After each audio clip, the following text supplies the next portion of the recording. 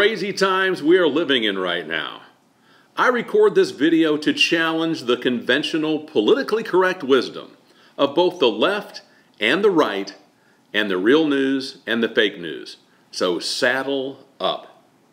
Could Shapiro's in Indianapolis be the next iconic restaurant to close in Indy?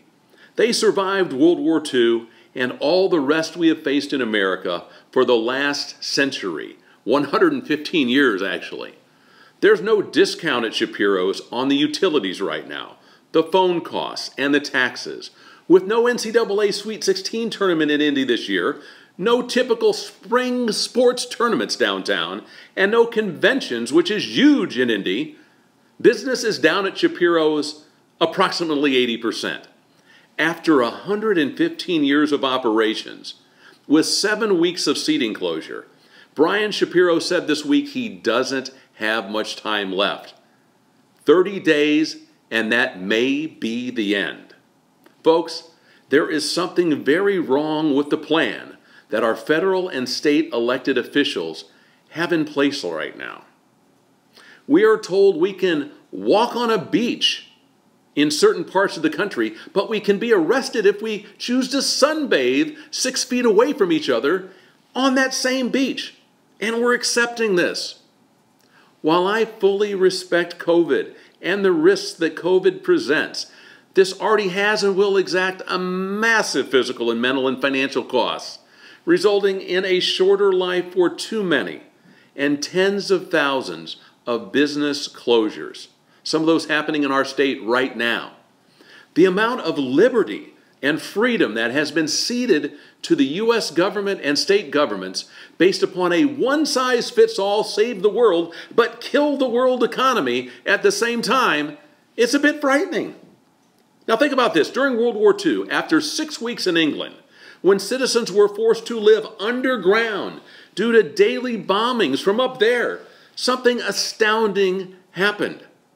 People got tired of living in fear and chose personal responsibility for their decisions instead. No one was being arrested if they dared risk their lives and came back up. They came up. They went back to work. Then businesses reopened and kids went back to school, all with the risk that they could be killed at the school or the business or on the street with a daily German bombing raid. The moral to the story is this. As in London in World War II, we could choose, if there was enough citizen uprising, to force our government to reassess the current plan and adopt a more reasonable plan, based not on fear and control and forced imprisonment, subject to real imprisonment in some states and cities, but on the freedom that prior to COVID, we all took for granted as an American. We could do the same now and come out of hiding. Now here's an alternative plan. But before we start, will Facebook deem this video as not meeting their standards? Will YouTube do the same? Well, let's risk it. So here we go. Number one part of the plan. Focus on the risks first at nursing homes. Number two, self-isolate or require isolation for those at risk age 60 and above. Number three, self-isolate or require isolation for those with the identifiable at-risk factors that we know dramatically increase the risk factor for those citizens. Number four, allow all other citizens to not be imprisoned with social isolation and the economic damage, but instead be given 100% of their and our freedom back safely.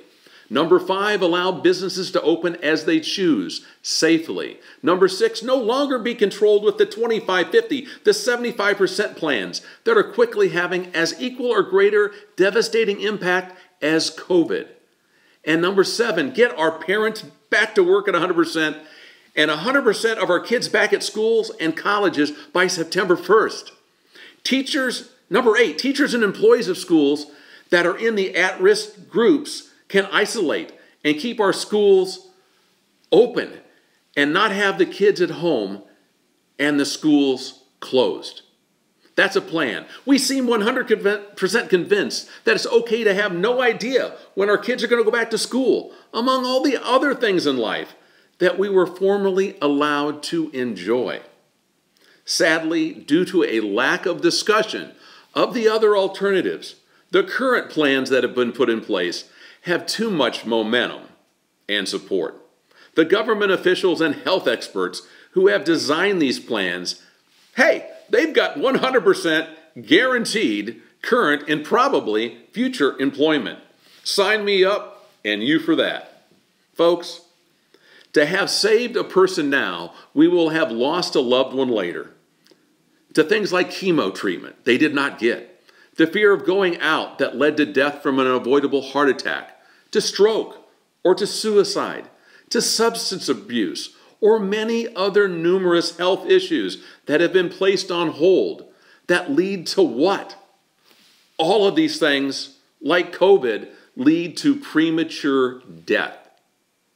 There will be no daily report on the news in the future keeping track of the behind-the-scenes deaths that I just described and the business closures in the tens of thousands that will be able to be tracked back to the social isolation of COVID that was too draconian and lasted simply too long. I with all my heart believe that all the lives lost to COVID are precious and wish that those deaths could be avoided, both past, present, and future. But I also believe that the future lives lost to months of social isolation's negative effects and the hundreds of thousands of small businesses that are on the brink of failure, those are also too equally as precious. Sadly, few are currently willing to stand up and challenge the accepted politically correct orthodoxy due to social shaming, censorship by Facebook and YouTube, and an increasing risk of being sent to jail and fines, all while others are being let out of jail. Sadly for the Stack, Pickle, and Indy, and now potentially Shapiro's, and to many potentially to come here in Indiana, we've been lulled into submission, and at the current time seem unable as a citizenry to have the courage to rise up and take our liberty back. That's called freedom. So you may be on the left, or you may be on the right. You may think we're isolated too much, or you might think we're not isolated enough. My point is this: your opinion, my opinion, and everybody else's opinion, we all have a right to be heard.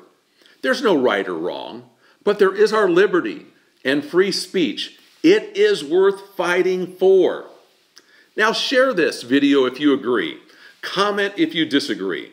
But know that I view all the chronic health conditions that our fellow citizens have as equally important to one another, and that all lives are worth safeguarding. Not just COVID.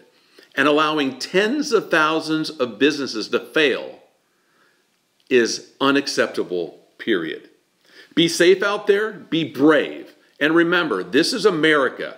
We're not Russia, we're not China. We are America. Stand up, be proud, be heard, and be safe.